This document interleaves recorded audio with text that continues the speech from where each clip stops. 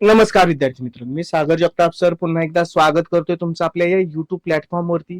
विद्यार्थी मित्रांनो, अतिशय धक्कादायक बातमी मी तुमच्या समोर घेऊन आलेलो आहोत.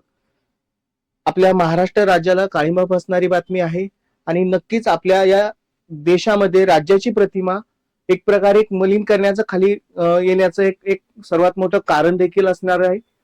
कारण काय आहे तर नॅशनल क्राईम ब्युरो म्हणजेच आपल्या एनसीबीचा नुकताच अहवाल प्रसिद्ध झालेला आहे आणि त्या अहवालामध्ये प्रसिद्ध झालेला आहे की आपल्या राज्यातल्या 3 शिक्षण अधिकारी आहेत, त्यांच्याकडे जवळजवळ 10 कोटीपेक्षा जास्त अवैध संपत्ती सापडलेली आहे, मोठं घबाड सापडलेलं आहे.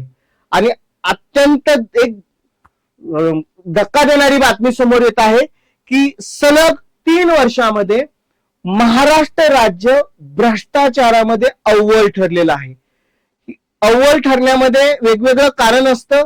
जर हे भ्रष्टाचारामध्ये अव्वल ठरत असेल तर नक्कीच आपल्यासाठी ही एक मोठी शोकांतिका असणार आहे. काय आहे बातमी, कोणते ते 3 अधिकारी आहेत, कोणत्या प्रकरणामध्ये त्यांचा समावेश होता, व्हिडिओच्या माध्यमातून आपण जाणून घेणार आहोत. तत्पूर्वी चॅनलला नवीन असाल तर चॅनल सबस्क्राईब करायचं आहे, व्हिडिओ शेअर करायचंय. या बातमीविषयी तुमचं मत काय आहे ते कमेंट बॉक्स मध्ये मला सांगायचं आहे.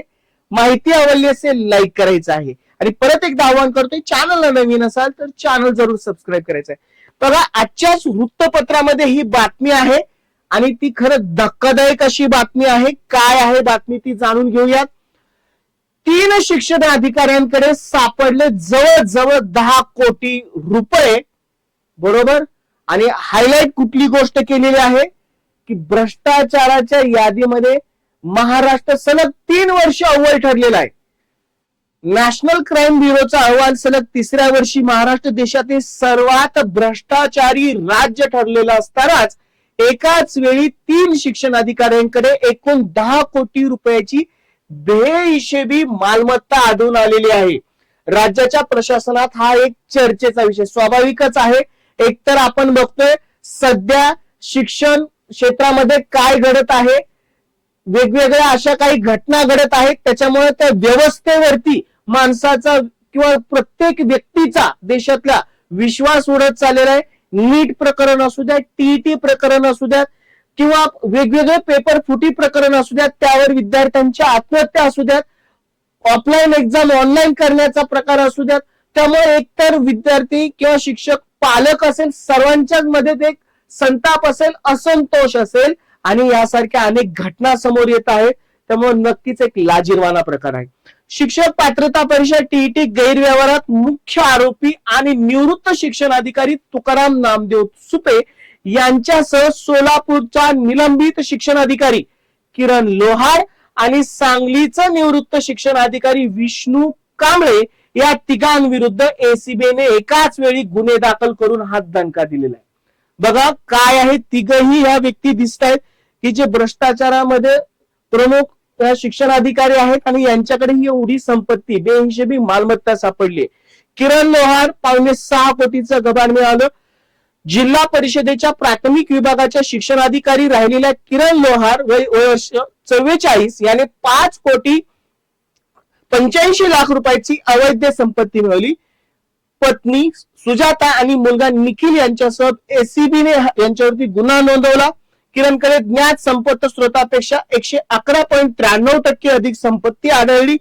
त्यांच्या या वर कमाईचा काळ 15 नोव्हेंबर 1993 ते 31 ऑक्टोबर 2022 असल्याचा एसीबीच्या चौकशीत निष्पन्न. हे सगळं अहवालातून बाहेर पडले. काल परवाचं प्रकरण नाहीये, हे बरंच जुनं प्रकरण आहे, परंतु अहवाल प्रसिद्ध झाला त्यामध्ये हे 3 शिक्षण अधिकाऱ्यांची नाव आहेत. पुढचं आहे तुकाराम सुपे. माहिती आपल्याला टीईटी पेपर फुटी प्रकरण घडलं कधीच, 2018 असेल, 2019 असेल, 2021 असेल. 2021 मध्ये झालेल्या टीईटी परीक्षा घोटाळ्यात अटक झालेले ही आसामी म्हणजे तुकाराम सुपे. अत्यंत गाजलेलं हे सुद्धा एक प्रकरण. अनेक याच्यातून जे प्रकार शिक्षण विभागामध्ये चालते ते उघडकीस आले. यांच्याकडून 2,87,99,590 रुपये आणि 72 लाख रुपये किमतीचे 145 तोळे सोने असा एकूण 3,59,90,590 रुपयाचा मुद्देमाल जप्त करण्यात आला. राज्य परिषदेचे आयुक्त असताना त्यांनी कोट्यावधी संपत्तीचा भ्रष्ट मार्गाने मिळवल्याचे तपासातून निष्पन्न झाले. हे 2 अधिकारी. आणि तिसरं विष्णू कांबळे, 83 लाखांची बेहिशेबी संपत्ती. सांगली जिल्हा परिषदेच्या माध्यमिक विभागाचे शिक्षण अधिकारी असताना कमावलेली 83 लाखांची बेहिशेबी मालमत्ता त्यांच्याकडे आढळली. कांबळे मे 7, 2022 रोजी रंगेहात पकडले गेले. चौकशीत त्यांचे सारेच गबार मिळाले. कार्यरत कधीपासून होते? 16 जून 1986 ते 6 मे 2022 दरम्यान त्यांची वर कमाई केली. घराच्या झडतीत 10 लाख रुपये सापडले गेले. हे आहेत 3 शिक्षणाधिकारी. त्यांच्याकडे जवळजवळ 10 कोटीपेक्षा जास्त बेहिशेबी मालमत्ता सापडली. आणि तिघांचंही नाव वेगवेगळी जी काही भ्रष्टाचार शिक्षण विभागामध्ये घडलेले आहेत त्यांच्यामध्ये ही नावं सापडले गेलेले आहेत. आपल्याला प्रत्येकाला माहिती आहे या घटना ज्यामधून अनेक विद्यार्थ्यांचं आयुष्य बर्बाद झालं, नुकसान झालं. अनेक होतकरू गरीब जे विद्यार्थी आहेत अहोरात्र कष्ट घेत आहेत नोकरीसाठी किंवा सरकारी नोकरी मिळवण्यासाठी, त्यांच्या स्वप्नांचा चक्काचूर अशा या प्रकरणामुळे झालेला आहे. असंतोष त्यामुळे निर्माण झाला, संताप व्यक्त केला गेला. हीच ती 3 व्यक्ती. आणि एसीबीने ज्यावेळेस त्यांचा अहवाल प्रसिद्ध केला त्यामध्ये या अहवालामधून ही संपूर्ण माहिती, हा गैरव्यवहार आपल्याला दिसतोय त्यांच्या या अहवालामध्ये. आणि या अहवालातून आणखीन एक गोष्ट हायलाइट केली गेलेली की महाराष्ट्र राज्य भ्रष्टाचाराच्या मध्ये सलग 3 वर्ष अव्वल ठरलेलं आहे. बघा, असं जर आपल्या राज्यावरती जर अशा प्रकारचा डाग जर कायमा लागत असेल तर शोकांतिका आहे. आपल्याला खरंच या गोष्टीवरती विचार करायला लावणार आहे. विद्यार्थी मित्रांनो, नक्कीच या गोष्टी आपल्यासाठी एक गोष्ट सांगून जातात की शिक्षण विभागामध्ये अशा प्रकारे जर भ्रष्टाचार चालत राहिला तर साहजिकच आहे दिवसेंदिवस शिक्षण व्यवस्थेवरती सर्वसामान्य जनतेचा, विद्यार्थ्यांचा, पालक वर्गांचा, शिक्षक वर्गांचा, इव्हन सर्वच देशातील नागरिकांचा विश्वास उडेल आणि भविष्यामध्ये आपल्या देशाला त्याचे मोठे दुष्परिणाम भोगावे लागतील यात ते मात्र शंका नाही. विद्यार्थी मित्रांनो, अशा बातम्या तुमच्यापर्यंत पोहोचवणं आपली अकॅडमी किंवा आपला प्लॅटफॉर्म एक कर्तव्य समजतो. असे जर प्रकार जर वारंवार घडत राहिले तर साहजिकच आहे विद्यार्थ्यांच्या जनजीवनामध्ये याचा विपरीत परिणाम होत राहणार आहे. तुम्हाला याबद्दल काय वाटतं कमेंट बॉक्स मध्ये जरूर कळवा. तुमची मत प्रतिक्रिया यामध्ये व्यक्त करा. केलेली कारवाई एसीबीने योग्य की अयोग्य, किंवा त्यातून खरंच या आपल्या हे तिघच फक्त भ्रष्ट अधिकारी होते का, यासारखे अनेक भ्रष्ट अधिकारी अजूनही अजून चौकशीपासून लांब आहेत. त्यांनाही कधी ना कधी या चौकशीच्या फेऱ्यात अडकवणं गरजेचं आहे, जेणेकरून जे आपल्या शिक्षण व्यवस्थेला लागलेली कीड आहे एकदाची दूर होईल आणि सर्वसामान्य व्यक्तींना एक सुखांचा श्वास घेता येईल.